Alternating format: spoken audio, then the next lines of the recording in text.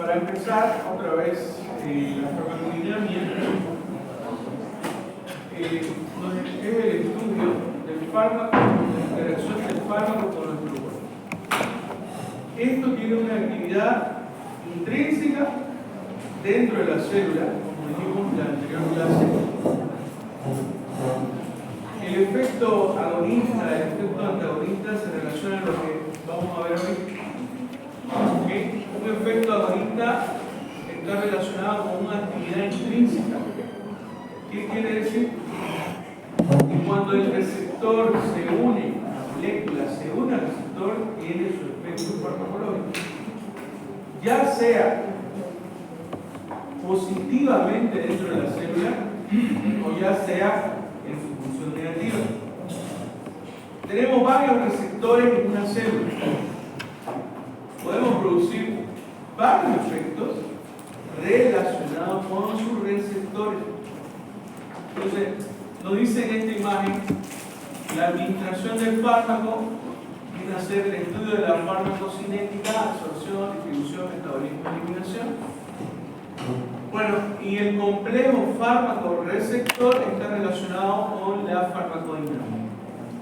El mecanismo y el efecto que tienen en estos receptores varían de acuerdo al fármaco que estamos utilizando.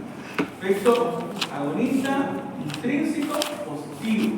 Efecto antagonista, se une al receptor y puede su efecto no ser intrínseco, no puede tener la reacción fisiológica normal de la célula.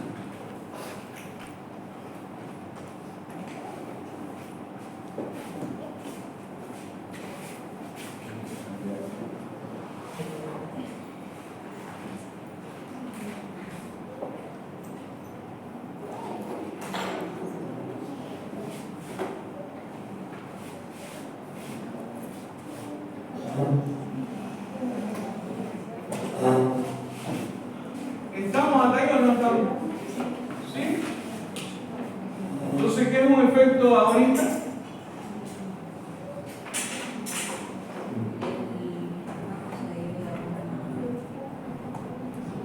¿Qué es un efecto agonista acá?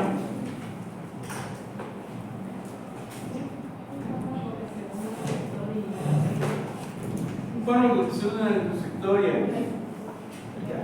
Ese es un efecto agonista. Función intrínseca fisiológica de la célula.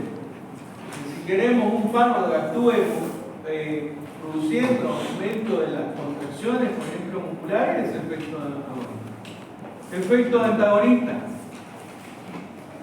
Se va a unir al receptor y no va a tener una acción intrínseca de la célula, o sea, no va a producir su efecto natural. En algunas situaciones va a bloquear o va a disminuir la acción intrínseca. ¿Tenemos fármacos antagonistas? Sí. Vamos a ver que los fármacos tienen mecanismos de acción que se relacionan con efectos antagonistas y agonistas. Agonistas parciales. Nos dice, se une al receptor, pero el efecto no va a ser el mismo que un agonista completo o un agonista puro. ¿No? Entonces, tiene acción en sus receptores, pero el efecto no va a ser igual que un agonista puro. A eso se llaman agonistas parciales. Se unen al receptor, pero la capacidad de responder al máximo no la es.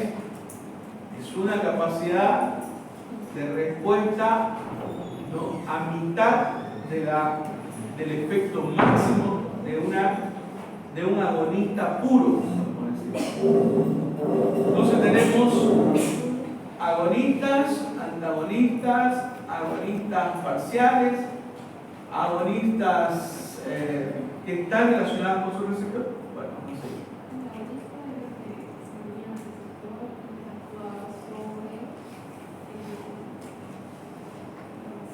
Un agonista puro se une al receptor y el efecto es máximo. Un agonista parcial se une a su receptor, pero el efecto no es máximo. El efecto está a la mitad del máximo. Y los antagonistas se unen al receptor y el efecto va a ser o bloquear o disminuir la acción de este tipo de un agonista fisiológico. Entonces,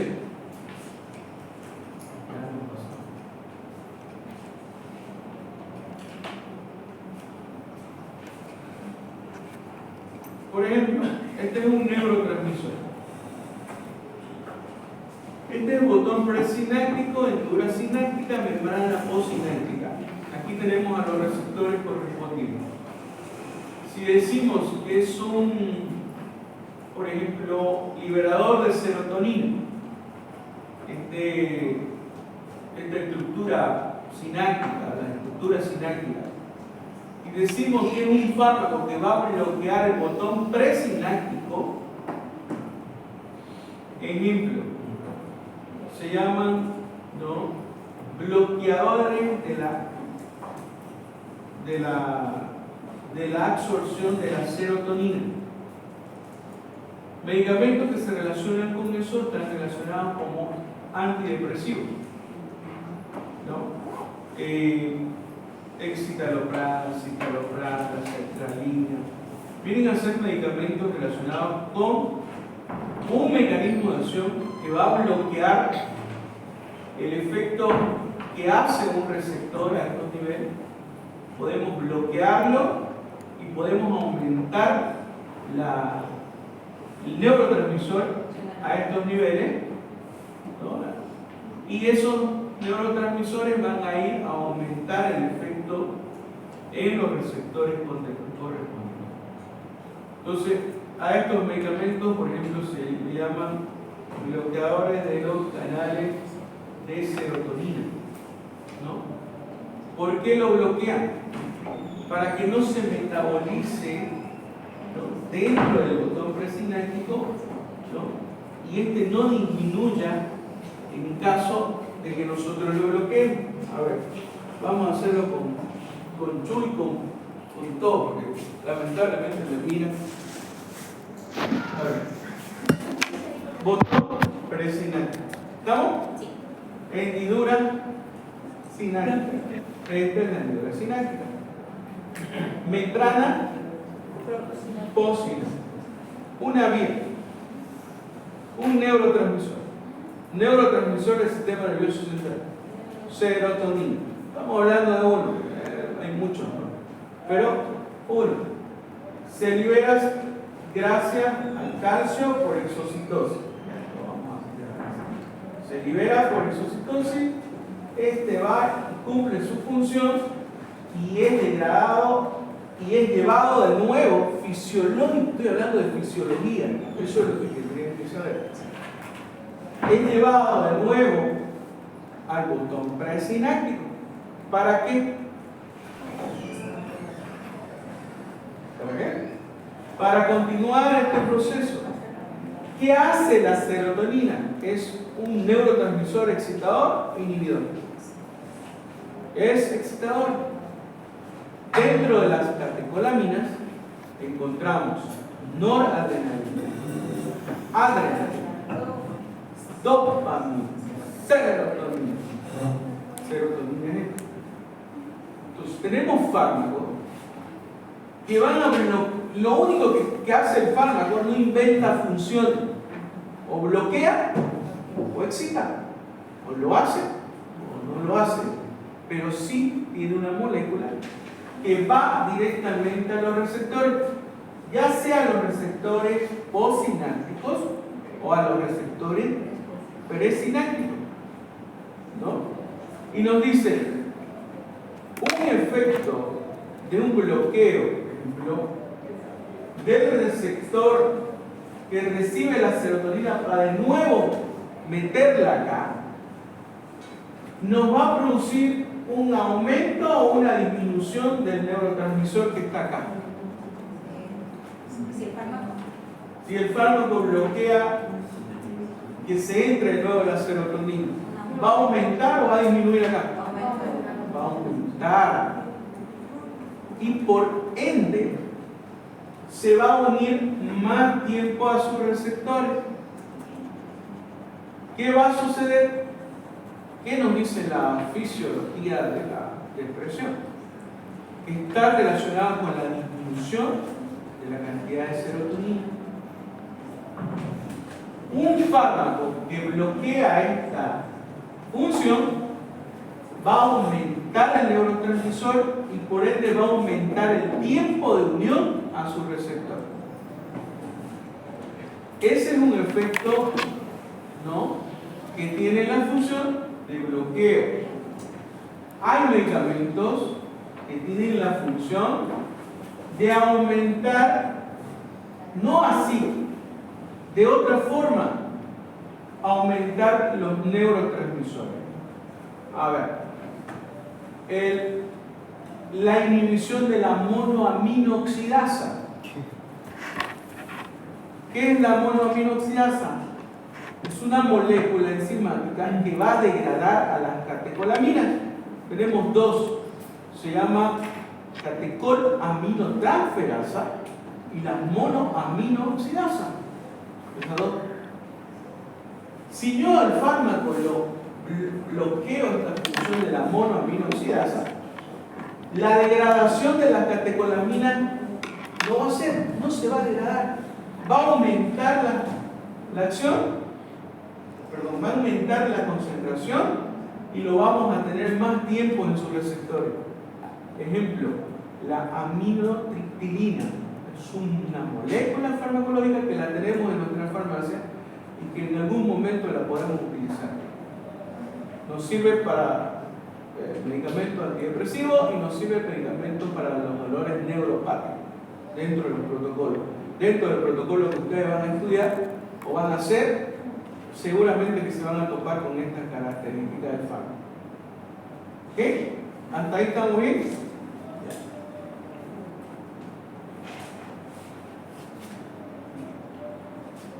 Ahora, tenemos que buscar siempre a sus receptores de los fármacos, acuérdense, pero no todos tienen receptores, como dijimos la anterior, vamos a ver más atrás, ¿no? La química, la combinación química, la formación de quelatos químicos también tiene una reacción de un efecto agonista o antagonista en alguna situación. Ya lo vamos a ver, tranquilo. Pero hay que conocer los receptores de estas moléculas que vemos acá. Noradrenalina, receptor alfa 1, alfa 2, beta 1, beta 1. Localización es importantísimo, porque ahí se dan cuenta ustedes, sin saber una montonera de cosas, cómo funciona el fármaco. Si digo, si este fármaco actúa produciendo un efecto agonista como lo es alfa 1, la noradrenalina, adrenalina, un efecto agonista, ¿qué es lo que va a producir en el corazón?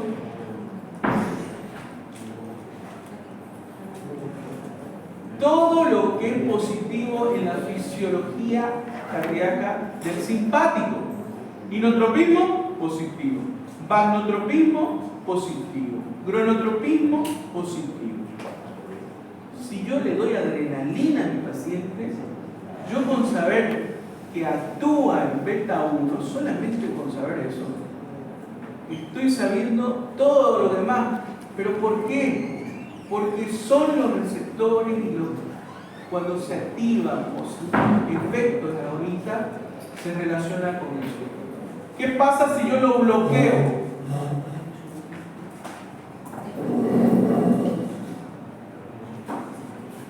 ¿Aumento el inotropismo? No. Todo es negativo. Inotropismo, negativo. Vagnotropismo, negativo. Gronotropismo, negativo. Sin necesidad de leer un montón. Eso es lo que yo quiero cuando ustedes aprendan el fármaco. Aprendan su receptor, qué célula está involucrada, qué función tiene. Nos va a ser fácil en el estudio de los fármacos. no es aprenderse como loro. Tratamiento para la insuficiencia cardíaca, ¿no? Como loro repetimos, ¿no?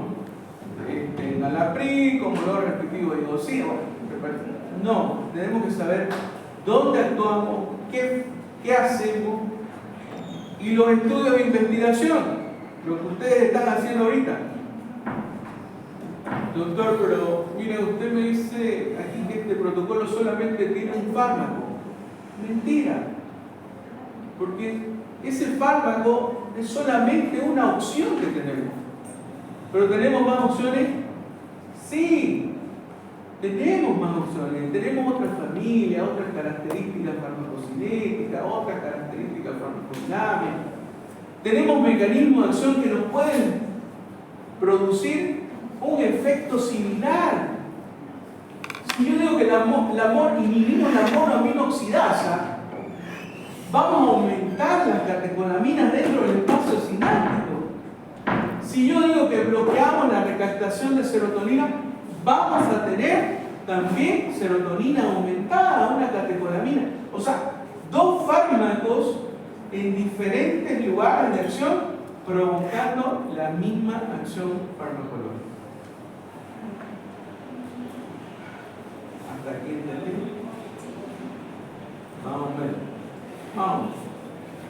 Aunque venga Goodman Jim al frente, igual va a ser lo mismo. Si ustedes no estudian, no se va a poder hacer nada. Ya, todo se relaciona, se acuerdan, con la retroalimentación del tiempo. Todo está relacionado con eso. Cuando hay un desequilibrio, se convierte en patología y nosotros queremos regular de nuevo todo ese equilibrio. Bueno, aquí está la liberación de algunas catecolaminas y algunos mediadores fisiológicos, ¿no? Seguramente recordar nomás esto en fisiología. Lo vieron que lo vamos a ir viendo también en cada fármaco como lo vimos. La regulación farmacológica, fármacos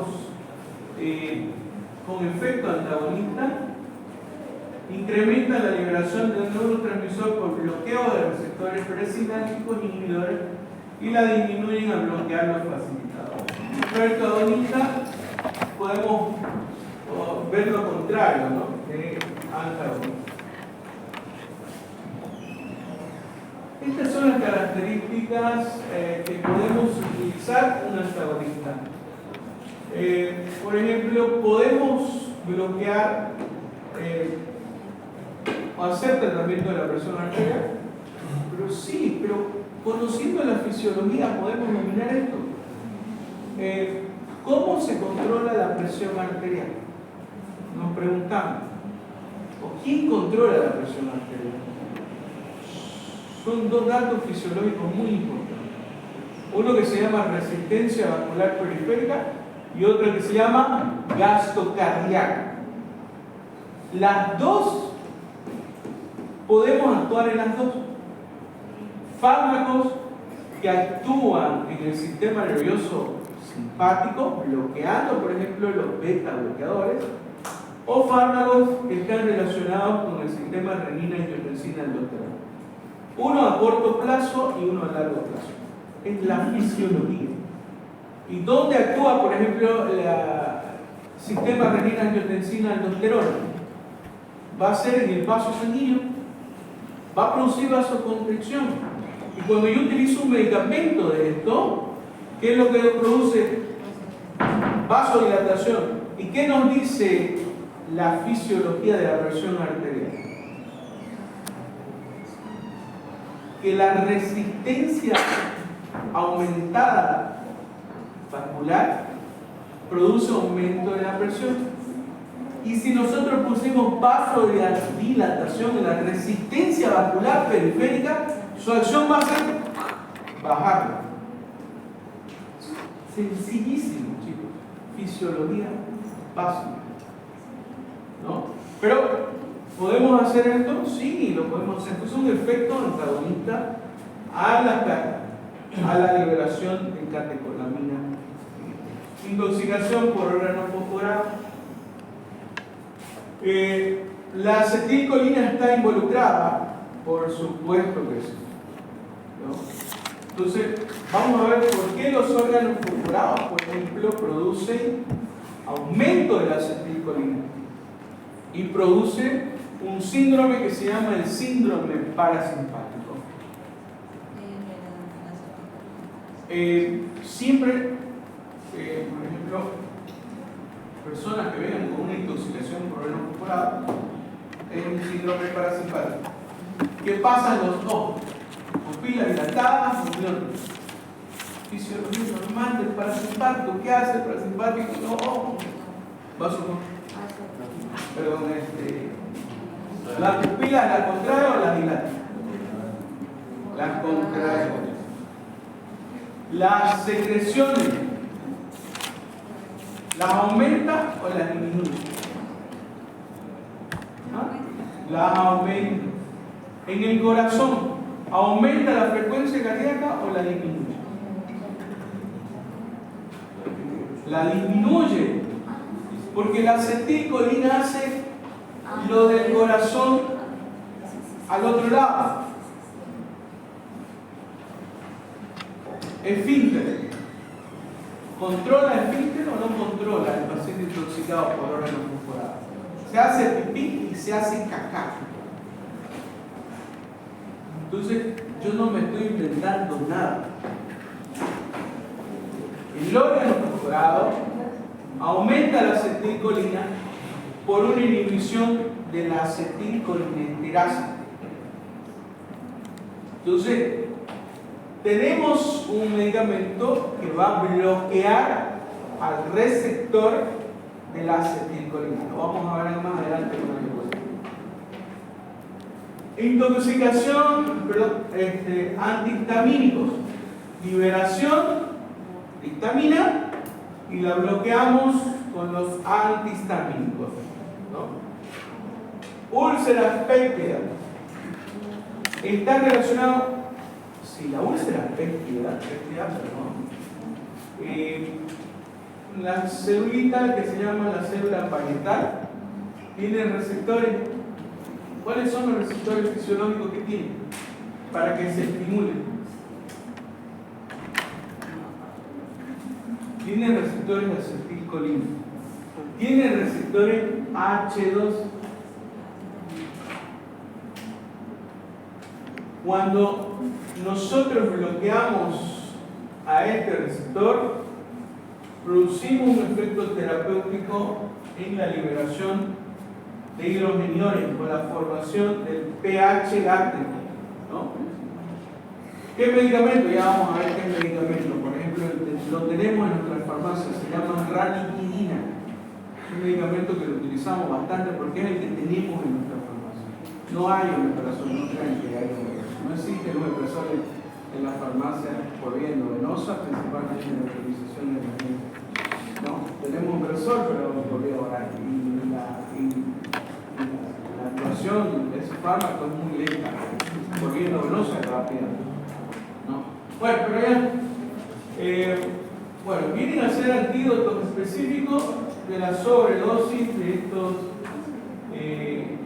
efectos antagonistas. ¿Cómo se clasifica? Químico, fisiológico, farmacológico competitivo y no competitivo. Vamos a hacer rápido porque se están durmiendo. Perdón. Aquí es lo que hicimos, ¿no? Un antagonista químico no está relacionado con un receptor, directamente está relacionado con la química. Lo vamos a ver ahorita. Un antagonista fisiológico, sí, un receptor, ¿no? Un antagonista farmacológico a nivel por receptor y el efecto único. A ver, el químico no necesita un receptor, es el único, pero hay un pero. Está en la ley de unión de ion positivo con ion negativo. Ese efecto, ¿cómo se llama? ¿Se acuerdan bioquímica? El efecto del mecanismo de unión de un ion positivo y un ion negativo. leyes de química. ¿Tú se acuerdas? Pero hay tipos de unión. Químico, enlaces químicos, enlaces iónicos, enlaces covalentes, ¿no? Que son los principales en las características. A ver, esta es una característica de unión de agente quelante químico por intoxicación, ¿no? Tenemos al metal pesado o al arsénico que van a formar un ligando metal y una enzima arsénico. ¿Cuándo se forma un quelante? ¿No? Cuando los iones son diferentes, se forma una molécula más grande y esa molécula más grande se va, se elimina.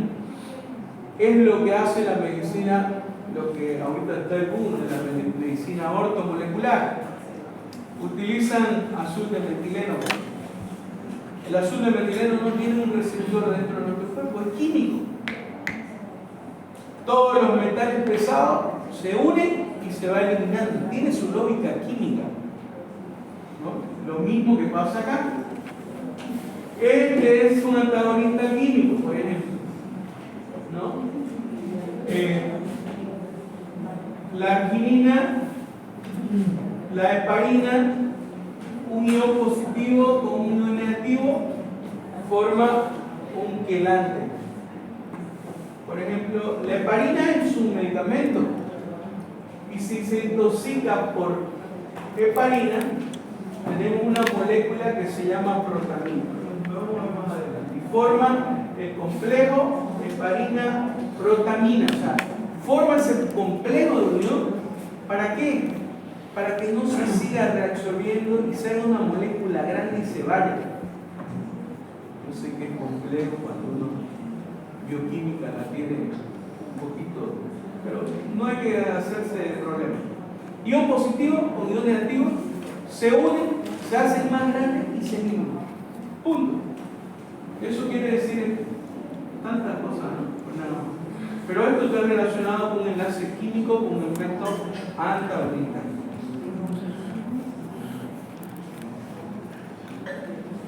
Por ejemplo,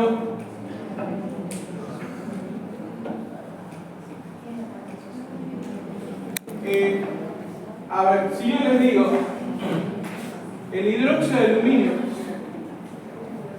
viene con nombres comerciales, si se recordarán, Orangel, no sé, esos son químicos.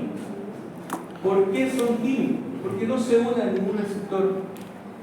Van y cambian el pH porque se unen con el ácido clorhídrico. El pH, que era ácido, aumentan, lo alcalinizan. Por eso su efecto es rápido.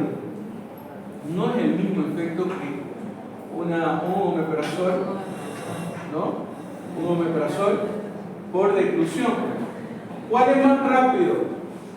Si ustedes quieren controlar el dolor ese momento, lo pueden hacer que tome su paciente hidróxido de aluminio. Pero no dura mucho, el efecto es corto. ¿Por qué? Porque la unión de este tipo no son estables. No es como la unión covalente, que es fuerte, ¿no? Que es difícil que se elimine la molécula. Dura muy poco. Por eso se le da cada 6 horas, cada 8 horas. No como el omeprazol, que se le da hasta una vez en 24 horas. ¿Por qué? Porque la duración de su efecto no es ese rato en primer lugar. El efecto mínimo son unas 12 horas. O sea que recién va a estar funcionando al otro día que ustedes le den el medicamento. Pero no, la química no. Este medicamento está relacionado con una actividad rápida, pero también su efecto es muy fuerte. Antagonista fisiológico, ya para que se están durmiendo. Noradrenalina estimula beta 1 cardíaco, aumenta la frecuencia cardíaca. Acetilcolina estimula los receptores M2 cardíacos disminuyendo la frecuencia cardíaca. Histamina estimula los receptores H1 y va a producir fisiológicamente broncoconstricción. Salbutamol estimula los beta 2 y va a producir una vasodilatación. Broncodilatación. Entonces los antagonistas fisiológicos estamos viendo su efecto agonista y su efecto antagonista. Bueno, ¿y cómo lo estudia la farmacodinamia? Lo estudia concentración, ¿no? Y, bueno, vamos a ver, concentración del fármaco y efecto. Esta es una imagen de concentración del fármaco en curva hiperbólica y esta es una concentración en curva circular. ¿Cuál estudiamos principalmente? Esta de acá. Se divide así: potencia y efecto. Potencia y efecto. No es lo mismo potencia y efecto. Un medicamento es potente cuando las concentraciones llegan rápido al 50% de la concentración del fármaco, al 50%, ¿no? Hasta aquí es potencia, llega rápido, tiene efecto, pero su efecto en algunas situaciones en el tiempo no tiene la misma característica. Puede variar. Ahí están las características de los miligramos en un fármaco. ¿Cuál es más potente? A ver, yo le doy 0.5 miligramos, X fármaco.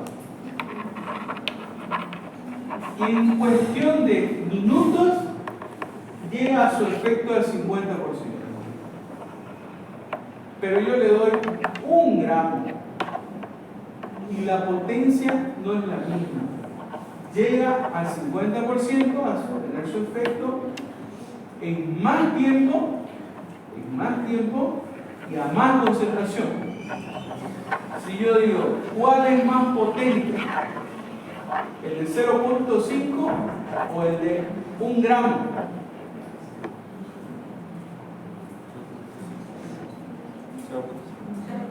¿0.5?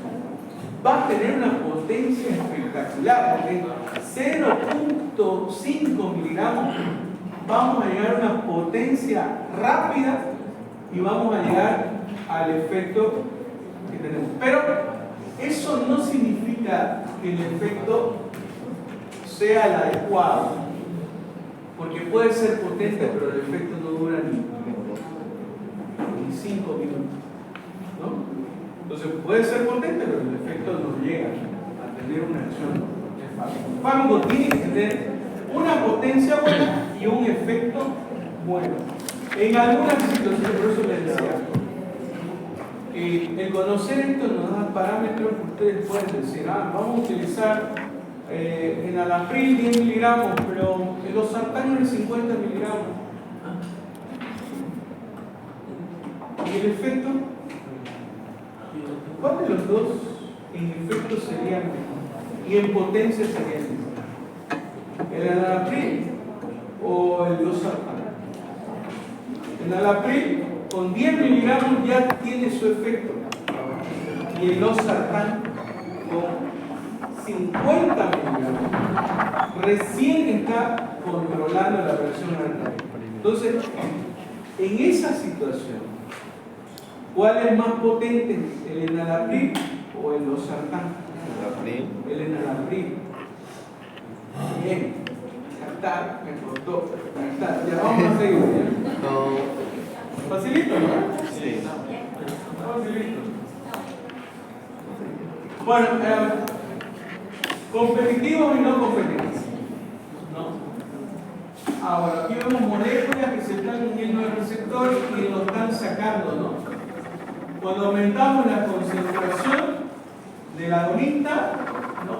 Sacamos al antagonista, ¿no? Un efecto relacionado a la competencia de los receptores.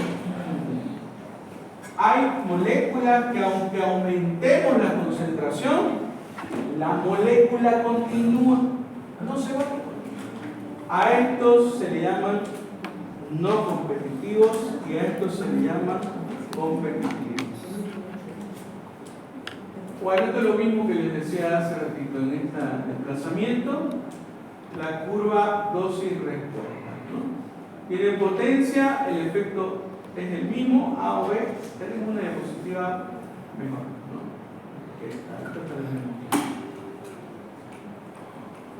No se acabó. ¿Se acabó? ¿Todo bien? Ahí está, se vuelve.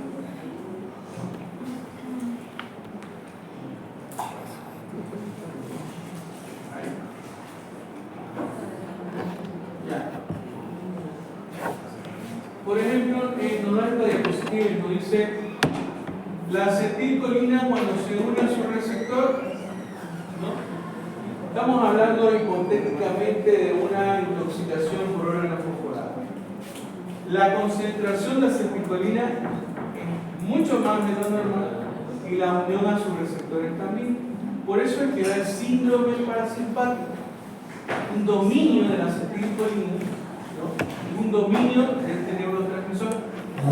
Para poder contrarrestar a esta molécula, utilizamos una molécula que se llama atropina. ¿Qué es la atropina? Hace el efecto antagonista de la acetilcolina. Se une al receptor, ¿no? Pero hay un pero. Esta molécula dura muy poco en los receptores, ¿no? Entonces la concentración tiene que ser constante de atropina para que no tengamos podemos decir, una actividad parasimpática aumentada. Entonces, pero si la acetilcolina sigue aumentando, la va a botar a la atropina, ¿no? Entonces nosotros tenemos que ver eso siempre en nuestros pacientes. Dosis, respuesta, ¿no? Y algunos parámetros que nos dan, por supuesto, las investigaciones. Más antes, los pacientes con intoxicación por atropina, pero intoxicación por órgano fosforado, se lo atropinizaba. Le daban dosis tóxicas de atropina.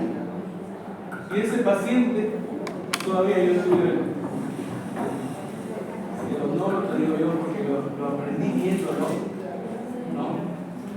Y hay que verlo, si ustedes no lo ven, no la creen. Un paciente lo atropinizamos hace rato cuando todavía no había parámetros. No, hasta aquí nomás. Nada, le dábamos atropina como agua. Entonces, ¿qué pasaba? El paciente tenía una característica de su efecto secundario. Se volvía loco como una cabra. Espectacular. Se volvía. Es una clínica bastante buena. Pero ya no se hace. Ahora ya hay parámetros que dicen ya no, hasta ahí nomás, más antes. Otro. Ya vamos a hacer. La aspirina como antiagregante plaquetario. Las plaquetas, el principal producto de las enzimas ciclooxigenasa es la formación de troponsano A. Como es un inductor de agregación plaquetaria y potente vasoconstricción. Cuando nosotros utilizamos aspirina, impide la síntesis de troponsano y evita la forma irreversible, ¿no?, de la ciclooxigenasa. ¿Qué quiere decir esto? Que lamentablemente la aspirina se unió, no va a salir nunca más de esa molécula. ¿Cómo sería que la eliminemos?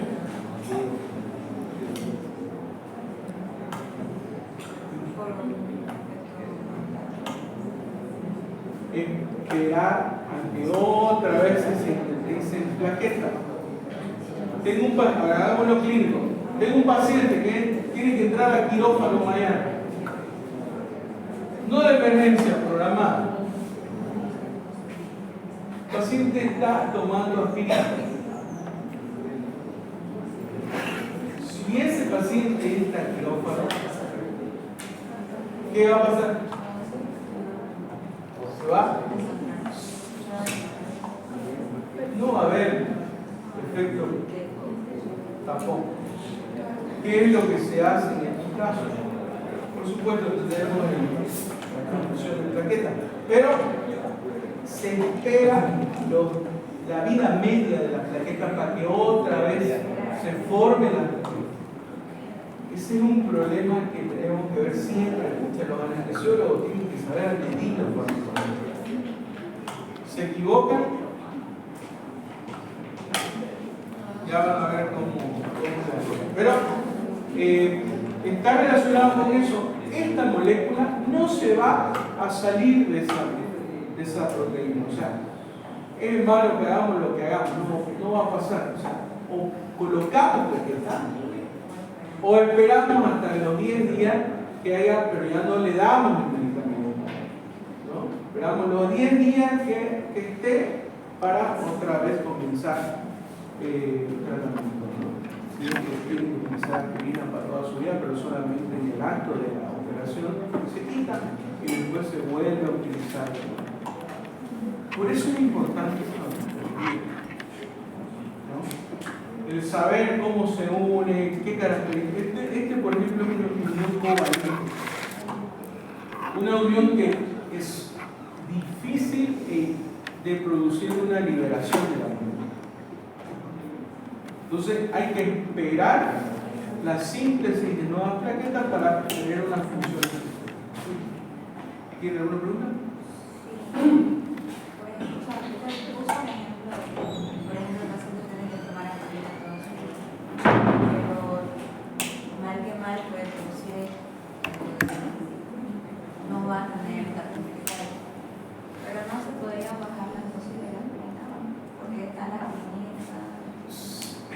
La dosis son más bajas, o sea, son dosis muy bajas.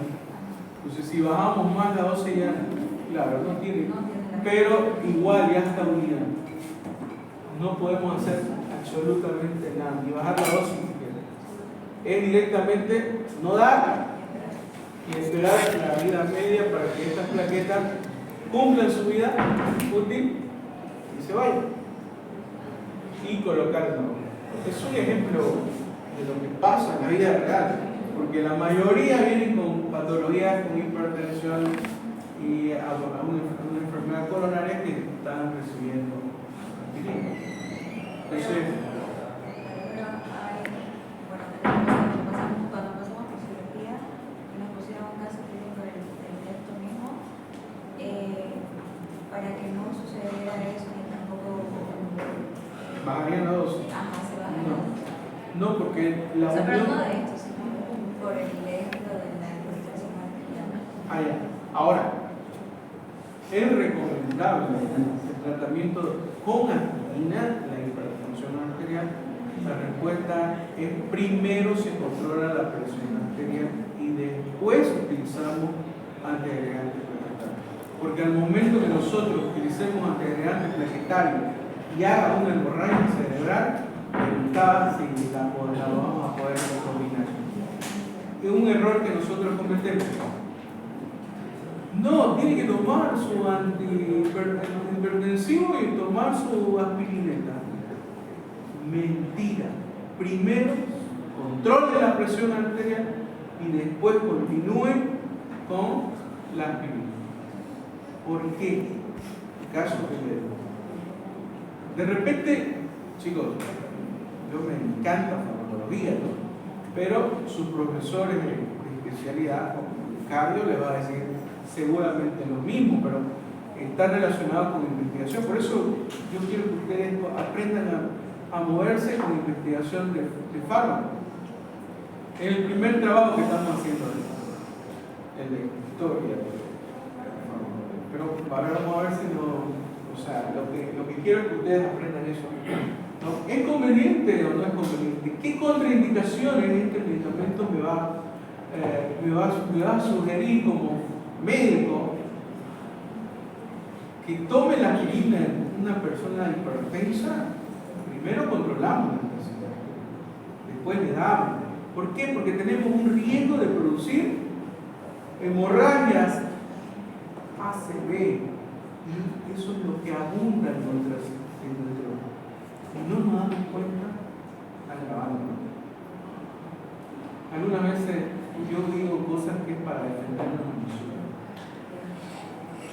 No se puede grabar eso, porque al momento que me escuche otra gente, me van a matar. Entonces, hay que cuidarse. Algunas veces no actuamos bien. Nos equivocamos, ya les he dicho, somos humanos, nos podemos equivocar. Pero ahí está la farmacología, que nos equivoquemos menos. Es triste decir eso, pero somos humanos, no podemos equivocar. Entonces, hemorragia, ¿qué estaba tomando? Aspirina y su presión 200 en táctico, 200 sistólica y diastólica. O sea, tiene su problema. Por eso le digo, hay que tener cuidado con la grabación. Después me decir que doctor, usted me está dando este medicamento, el doctor Suárez de fármaco, digo. No le estoy diciendo, algunas veces tenemos que ser colegas y ayudarnos nosotros, no tirarnos basura entre nosotros. Primero están los valores. Por supuesto, no voy a. Hay cosas que hay que tener en cuenta. No voy a ser tapandepe de las cosas malas que haga otro colega. Pero tampoco voy a ser un chismoso. Si me piden mi opinión, legalmente podemos hablar, pero científicamente. Nada de estar juzgando a nadie, porque nadie tiene tenemos valores y esos valores hay que entenderlo bien grande. Nos equivocamos. De repente, no crean que uno es perfecto. Nada, yo tuve que ir al libro 20.000 veces y leerlo. Porque si no, no aprendía. ¿Llegó? Sí, ya son 12. Claro. Sí, está bien.